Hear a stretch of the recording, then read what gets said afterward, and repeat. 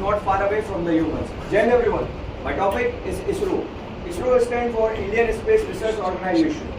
ISRO is one of the most cost-effective and one of the most efficient organization in the world. Our ranking is 4. We are competing with the World Best Space Organization.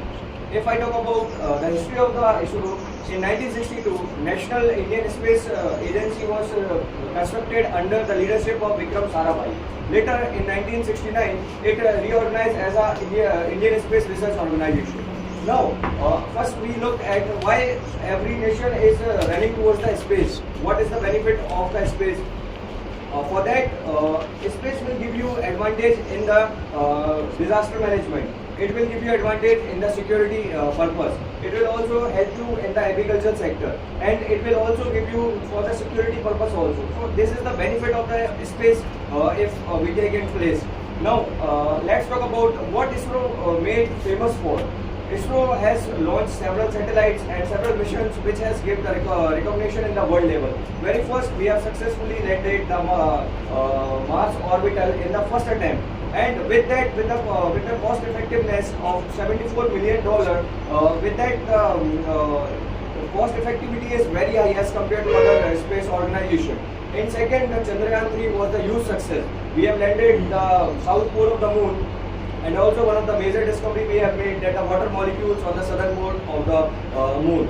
ISRO has also launched 104 satellites in the single mission, which is also one of the fact that gave the recognition in the world level. Second, now we talk about what is the international collaboration ISRO is doing. We are doing the NISAR mission with the NASA, and we are also doing the GEMEX mission with the Japan reorganization. And now I talk about ISRO has also launched the 104 satellites for the 36 countries.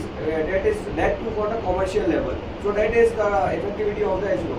Now, if I talk about what is the future mission of the ISRO, as we are planning to establish our own independent space station in the space.